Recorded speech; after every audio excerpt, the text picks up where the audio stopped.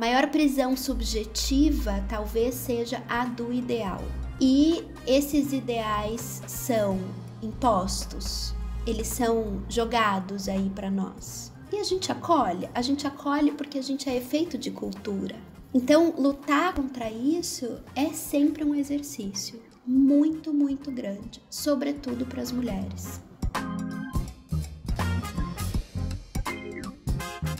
O tema da conversa de hoje é corpo e liberdade. Como ser livre para seguir seus desejos, para fugir de padrões e para respeitar suas escolhas. Os ideais de beleza, de comportamento, de performance invadem nosso cotidiano. E muitas vezes fica difícil identificar o que é desejo seu, o que faz parte da sua singularidade e o que veio do mundo. Até porque é o entorno que também nos forma. Tá um pouco complexo? Eu imagino que sim, porque ser livre não é tão simples. Depende de fatores internos e externos que nem sempre a gente tem controle. Para falar disso e simplificar esse tema, eu converso com a psicanalista Cauana Mestre, convidada desse episódio. Eu sou Luara Calvenic e este é o podcast da semana. Cauana é graduada em psicologia e mestre em literatura. Nessa área, ela estudou especialmente a obra de Helena Ferrante. Recentemente, ministrou o curso Gozo, Corpo Feminino, Sexuação, com a colega Licene Garcia. Nas redes sociais, a psicanalista sempre traz personagens do cinema e da literatura para falar de psicanálise. Na conversa a seguir, a gente fala do conceito de liberdade sexual, da dificuldade de aceitarmos nossos desejos e também da psique de personagens de filmes e séries como Tar, Succession e A Filha Perdida. Escuta esse nosso papo. Cauana, obrigada por estar aqui com a gente hoje. Eu que te agradeço o convite. E aí eu queria começar falando de um tema ali, que a gente sabe que o corpo é um instrumento aí de exercer diferentes liberdades, né? Mas ele é também alvo de padrões que justamente atrapalham esse exercício, né? É o filtro do Instagram, o tratamento estético que tá na moda, enfim. Por que esse corpo, que na verdade pode tudo, ele é também aprisionado? Porque não pode tudo. É uma ilusão. O poder tudo é sempre uma fantasia. É uma fantasia humana por excelência. A gente tenta se livrar da falta, do limite, da castração, como a gente entende em psicanálise. Mas o fato é que nós precisamos nos haver e, inclusive, somos contornados pelos nossos limites. Então, acho que aí é importante tocar num ponto da liberdade, que é um conceito muito amplo, mas a liberdade, ela é sempre relativa. Então, quando a gente fala em corpo livre, é preciso pensar que esse corpo que é livre, e aí falando de toda a história das mulheres, obviamente, hoje esse corpo feminino, ele encontra mais liberdade de posicionamento, inclusive político, no sentido de que estamos aí com nossos corpos exercendo e colocando em jogo os nossos limites, nossas regras, né? Tanto é que a frase dos últimos movimentos feministas é meu corpo, minhas regras, ou seja, tem algo muito importante aí sendo vivido com o corpo em cena. Mas tem uma outra liberdade que não é só essa liberdade de um certo embate com algo que é do externo, que é a nossa liberdade subjetiva. Então, a gente pode exercer uma série de liberdades dentro da esfera social e tá muito preso dentro dos nossos próprios ideais. Agora, tem uma coisa indissociável disso, que eu acho que não tem como a gente falar de liberdade hoje sem falar de todo esse efeito do discurso neoliberalista, né, do capitalismo selvagem, e disso que a gente chama de era das imagens, porque a maior prisão subjetiva talvez seja a do ideal. e esses ideais são impostos, eles são jogados aí para nós. E a gente acolhe porque a gente é efeito de cultura. Então, lutar contra isso é sempre um exercício muito, muito grande, sobretudo para as mulheres. Cauana, ligando isso que você trouxe, né, sobre essa prisão do ideal, essa idealização, é inegável que a gente teve aí uma liberação sexual e o acesso a diferentes formas de prazer, né? Isso tá dado. Isso muda o nosso parâmetro de comparação? A gente idealiza mais? E ali no sexo, qual o resultado disso? Eu acho que idealiza mais, sem dúvida, mas tem um outro ponto também que talvez seja irmão, né, dessa idealização, que existem pesquisas recentes que apontam que a relação sexual, ela tem hoje um outro estatuto. Então, por exemplo, quando a gente fala de Japão, as últimas pesquisas mostram que quase metade da população jovem do Japão não tem relação sexual e não pretende ter relação sexual. Claro, aqui na nossa cultura latina, isso tem um outro lugar. Mas eu acho interessante a gente falar do Japão aqui, porque não por acaso, 2 fatores importantes. A gente está falando de um lugar que é berço de uma vanguarda tecnológica, ou seja, talvez dê para a gente pensar numa correlação entre o aumento e a intensidade dessa realidade tecnológica e virtual com o empobrecimento do laço social. E outra coisa importante veja só, o país onde os jovens menos fazem sexo é o país que mais exporta e consome pornografia no mundo. Que eu acho que tem a ver também com o crescimento dessa lógica virtual, que é uma lógica que tem operado na nossa contemporaneidade quase como a lógica imperativa das relações, né? Aí a gente pode falar também de aplicativos, em que num aplicativo é muito fácil a gente cair na lógica do consumo no sentido de fazer uma série. Hoje é um, amanhã é outro, amanhã é outra, amanhã é outra pessoa e depois outra. E isso não tem muito a ver com liberdade. Me parece que é mais justamente efeito desse deslizamento neoliberalista, em que tudo entra, né, nessa lógica da produção. Então, penso que o importante é o que a gente faz num trabalho de análise, é o que a gente faz no consultório, né, de psicanálise, é conseguir separar um pouco o que é do coletivo, o que é do grupo, o que é do campo do social, no sentido de generalizado, e o que é da singularidade de cada um. Então, pensando aqui na realidade das mulheres, coletivamente, nós temos ainda muitos embates a fazer e não podemos recuar deles. As feministas que nos antecedem já nos ensinam, em minutos a gente pode perder tudo que a gente conquistou.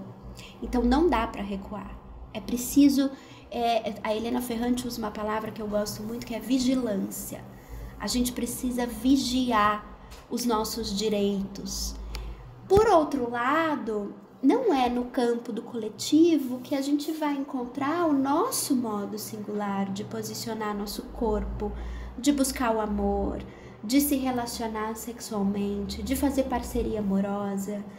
Então, eu acho, Luara, que essa disjunção, esse pequeno intervalo que na verdade reside num detalhe entre coletivo e singular, ele está cada vez mais difícil de ser encontrado. Então, penso que é mais ou menos por aí que a gente precisa circular agora. Cauana, a gente tem aí realmente ouvido, né, que as pessoas fazem menos sexo no século XXI, especialmente os mais jovens, né? Há também, o que eu percebo aí, é um desprendimento em dizer, eu não gosto de sexo. As pessoas não têm mais, existe essa categoria dita, né? Então, onde é que está a satisfação sexual hoje? O que você observa? Eu acho que assim, Primeiro, isso tem uma questão importante também, que talvez, quando a gente escuta isso de faço menos sexo, talvez seja por uma via do faço menos sexo porque não faço qualquer sexo, né? Não é qualquer coisa e não é com qualquer um. Então, acho que tem um tanto disso também. É muito importante a gente observar como as mulheres têm falado do prazer feminino de um modo que nunca falaram antes. Então, hoje, o prazer feminino, ele não tá só nas revistas como as que a gente consumia na adolescência, Capricho e etc, né? Que eu acho que foi aí um bom início pra gente começar a falar do prazer feminino, do prazer sexual feminino, né? E não mais tratar disso como um enigma, como, por exemplo, o começo da psicanálise tratou. Freud dizia que a feminilidade era o continente negro da psicanálise, ou seja, é aquilo o que ficou um pouco obscuro ao longo de toda a teoria. O Freud pôde dizer algumas coisas sobre isso, mas ele deixou muitas pontas soltas. E não soube também perseguir muito essa questão.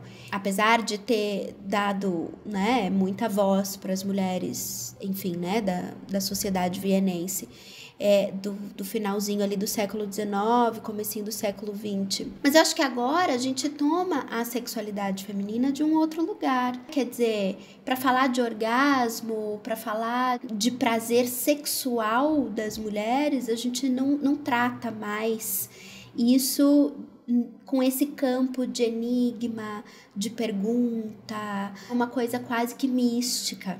Então eu acho que aí tem um ponto, apesar da gente ter ainda muito para avançar. E a outra coisa é isso que a gente falava, né, agora, de um certo empobrecimento do laço social. Então o sexo acaba também entrando nessa lógica do consumo. E aí é que a gente cai na armadilha de talvez confundir liberdade com liquidez. Porque a relação sexual, ela pressupõe um certo tipo de laço. Ainda que não seja necessário, obviamente, um vínculo de amor e intimidade. Não é disso que se trata, né? A gente não está falando de uma visão romântica. Mas é necessário um certo tipo de laço no sentido de que ali há 2 ou mais corpos. Quando a gente pensa em sexo virtual, por exemplo, e aí ampliando para todas as modalidades de virtualidade da relação sexual, a gente está falando de um gozo que só pode ser o masturbatório. Quer dizer, é gozar com o próprio corpo a partir da imagem do corpo do outro. Então a gente tira dessa equação uma coisa que é muito importante para qualquer laço social, que é a palavra. Quando não tem linguagem, quando não tem palavra, quando não tem simbolização daquilo que está acontecendo, aí esse prazer ele é autista, digamos assim, no sentido de que ele é profundamente solitário. Eu tenho pensado muito nisso, assim, né? No modo como as pessoas têm recuado do trabalho psíquico que dá fazer um laço com o outro. Porque quando a gente faz um laço com o outro, esse outro ele vem com a sua alteridade, quer dizer, ele não é o mesmo. E isso é difícil, isso dá trabalho. E eu acredito que o grande sintoma da nossa contemporaneidade reside aí, no modo como a gente tem recuado do trabalho subjetivo, do trabalho psíquico. Não à toa, Luara, a psicanálise está tão na moda. Porque a psicanálise, né, de algum modo, ela traz isso, e eu acho que as pessoas elas têm percebido, elas têm tomado para si o efeito desse empobrecimento social, do imperativo do virtual, dessa certa opacidade das relações. Cauana, a gente falou aqui de liberdade, sexo, e você fala muito de cinema, né, no seu Instagram, de literatura.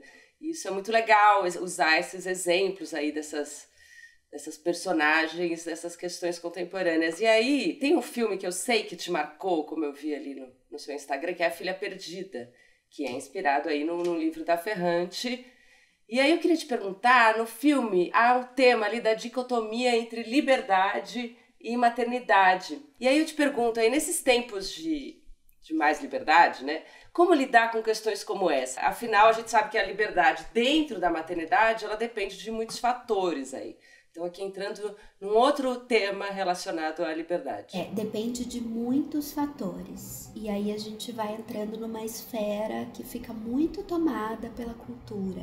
Nós vivemos num país que não cuida das mães, não cuida da maternidade, não cuida disso que a gente chama em psicanálise de função materna, que é a função do cuidado. Já acompanhei, por exemplo, em algumas realidades aqui de Curitiba, mulheres que ficam meses para conseguir uma creche. Como é que uma mulher que não encontra apoio na criação da sua criança pode exercer a sua liberdade enquanto uma mulher? Né? Porque aí a gente entra numa outra dicotomia que é muito importante para as mulheres, que é a dicotomia mãe-mulher. Porque nem toda mulher é mãe, mas toda mãe habita um corpo de mulher. E nós temos muita dificuldade com isso, porque ainda somos muito atravessados pela imagem cristã da mulher mãe Virgem Maria, aquela que tudo suporta, que tudo sofre, que tudo faz, que nunca vai embora. Diferente da Leda, que é a protagonista da Filha Perdida. Então, para viver um pouco falando ali do filme, para viver um pouco da sexualidade feminina, a Leda, que não tinha espaço para isso, ela precisou romper com a maternidade. É uma decisão drástica. Vamos lembrar que a Leda no filme é uma mulher acadêmica que precisa estudar, enfim, que gosta da vida profissional acadêmica dela e que de repente vai embora, né, Cauana? E deixando ali 2 filhos com o companheiro. De repente vai embora porque se apaixona, né? Ou seja, ela tem algo ali da sexualidade que ela precisa viver, que se impõe para ela como um imperativo. Ela não consegue recuar daquele desejo. E essa é a força do desejo.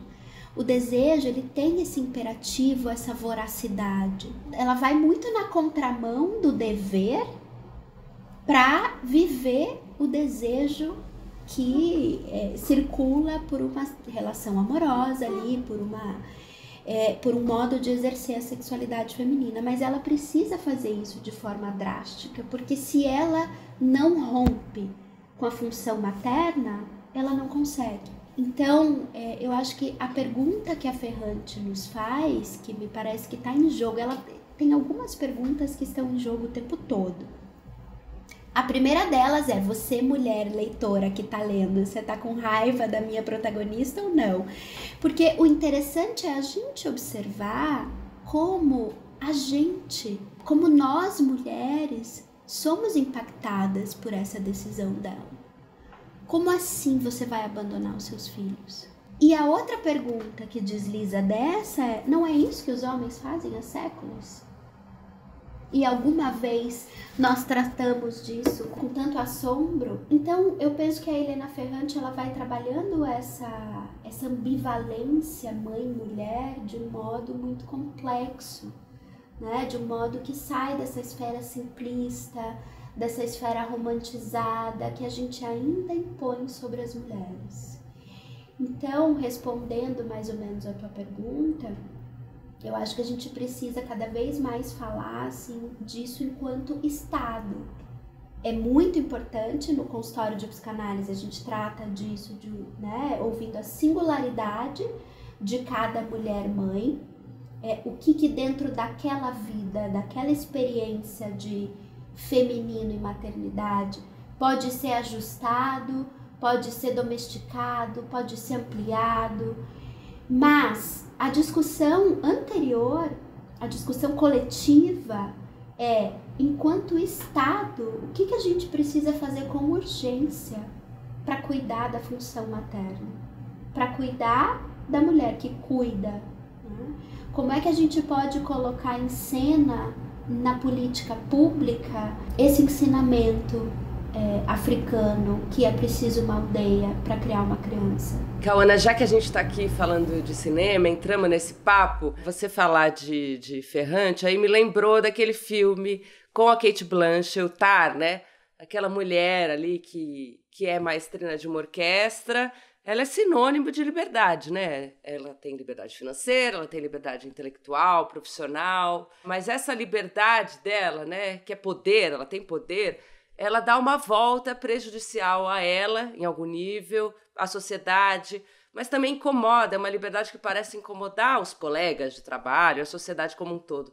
Queria que você falasse um pouco, né, sobre esse filme, o que ele te trouxe em relação ao tema dessa nossa conversa, que é Mulheres e Liberdade. Eu acho que tem 2 pontos. Primeiro, que talvez a gente possa ler nessa personagem maravilhosa a necessidade que as mulheres têm de exercer um poder que é um poder fálico, é um poder muito masculino, para conquistar um espaço que geralmente é cedido só aos homens.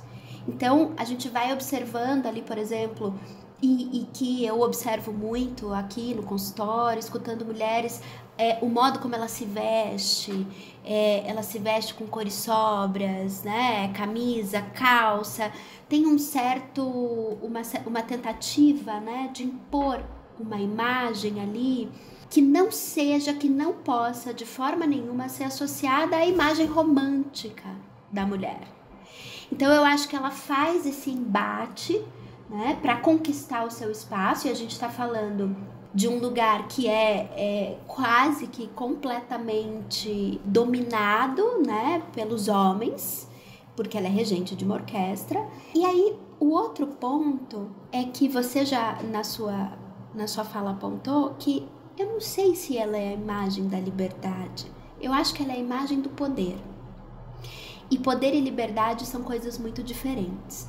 E talvez a gente possa, pensando nessa personagem, trazer outra que é a Shiv, da série Succession, que eu acho que traz também esse questionamento sobre como o poder não necessariamente torna uma mulher livre.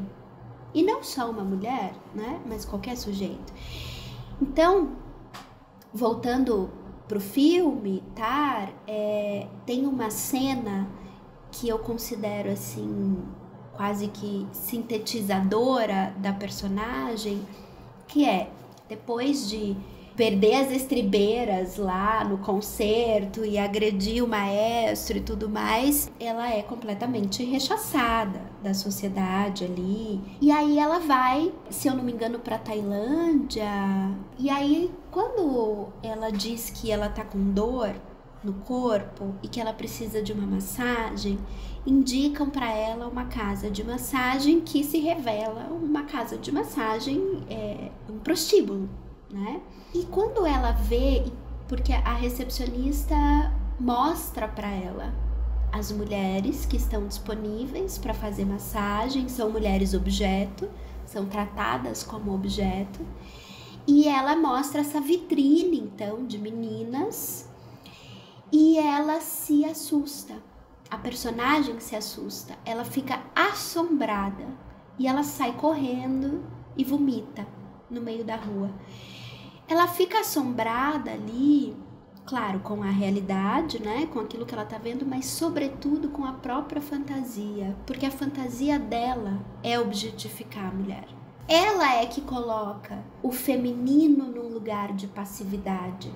E por isso ela precisa tanto exercer esse poder fálico, masculinizado, né? Esse poder quase que violento, agressivo, porque ela não dá conta de se encontrar que isso que é do campo feminino, que é a alteridade, que é a diferença, que é a falta, e que o feminino, ele tá para todo sujeito, né? Eu acho que essa personagem nos traz isso, ela brinca muito com isso que é feminino e masculino, para mostrar que, bom, feminino e masculino habitam, né, todos nós. E ela se assombra muito com a própria fantasia, porque, bom, ali ela vê o que ela faz na fantasia dela, né? Como ela coloca as mulheres no lugar de objeto, ela faz isso com a parceira, ela faz isso com as músicas da orquestra com quem ela se relaciona. Então eu acho assim esse personagem riquíssimo. Penso que a Shiv de Succession nos mostra algo também nessa linha, dialoga muito com a personagem da Cate Blanchett, porque a Shiv também se vê prisioneira do poder que ocupa. Ela casa com um homem, que é o Tom, ela casa com um homem que ela considera muito inferior a ela e que nunca vai poder tirá-la do lugar de poder que ela habita na vida. Então, ela também vai se perpetuando nesse lugar, né, muito falicizado. E aí eu acho que no fim das contas são duas mulheres muito prisioneiras do próprio sintoma. Eu acho que se tem uma coisa que elas não são, é livres. Elas são muito poderosas, elas têm muito dinheiro, elas têm muita influência, mas, Luara, em termos de desejo, em termos de decisão subjetiva, elas são muito prisioneiras do próprio sintoma. E aí a gente entra, né, nessa ilusão da liberdade, né, que tem muito a ver com o começo do nosso papo, né, quando a gente fala de liberdade em relação ao nosso corpo, enfim, liberdade de circular. E aí a gente queria te perguntar, já que há essa ilusão da liberdade, porque elas têm uma imagem que nos associa a isso, o que falta para a gente ser livre de verdade? Existe isso? É possível ser livre de verdade? Pergunta de milhões, né? Eu acho que é possível encontrar uma liberdade, uma que seja da qual a gente não possa recuar de jeito nenhum. Acho que esse é o trabalho de uma análise, quando a gente busca um psicanalista. Mas não é uma liberdade que serve para todos.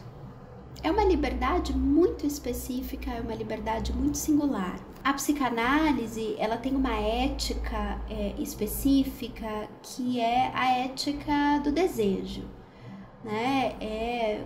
O Lacan, que é um psicanalista francês, que fez uma releitura da obra freudiana, ele nos ensinou que a vida ela pode ser heróica.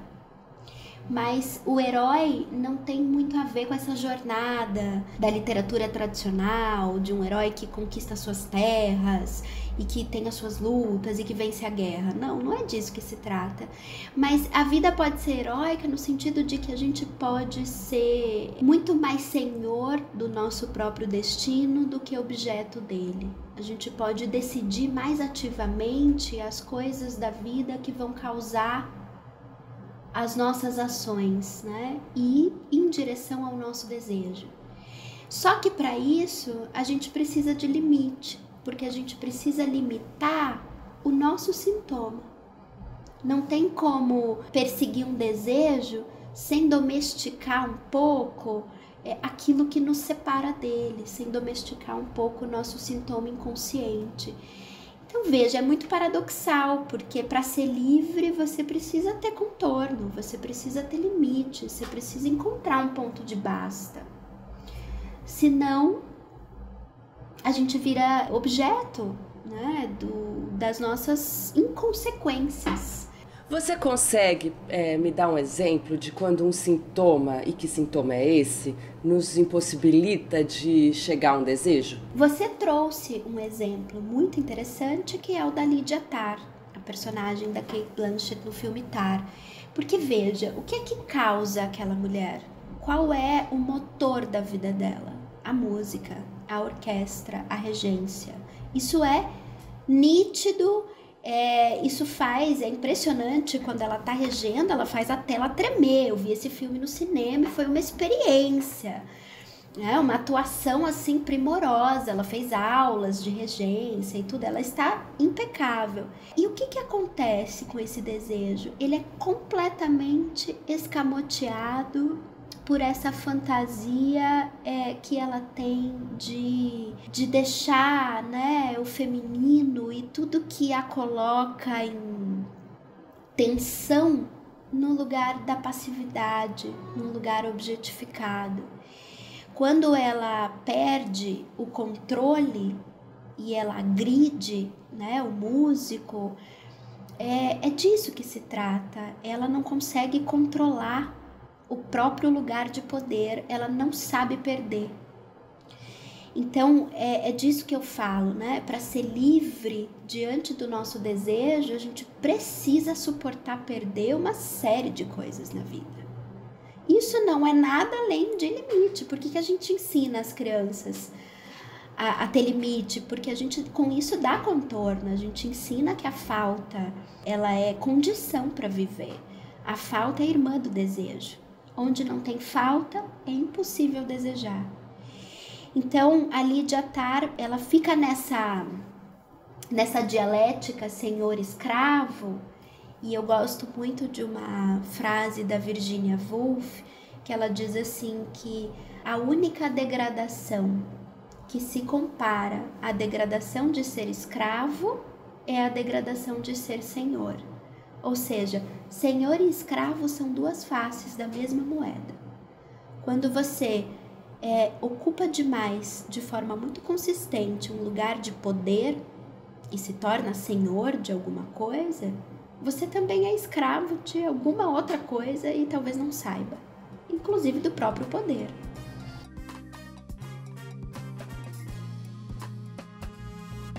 Se você gostou desse podcast, eu te convido a ouvir os episódios anteriores. A gente já falou com a professora e ativista feminista Lola Aronovitch, que é a inspiração para a lei que combate crimes de misoginia na internet, com Micaela Góes sobre organização da vida e da casa, e com a psicanalista Ana Suis sobre maternidade e saúde mental. Em plataformas de áudio como Spotify e o Deezer e no site da Gama, você pode ouvir o podcast da semana. Com roteiro e apresentação de Luara Calvenic, este é o podcast da semana. A cada 7 dias, um tema novo para você. Até semana que vem.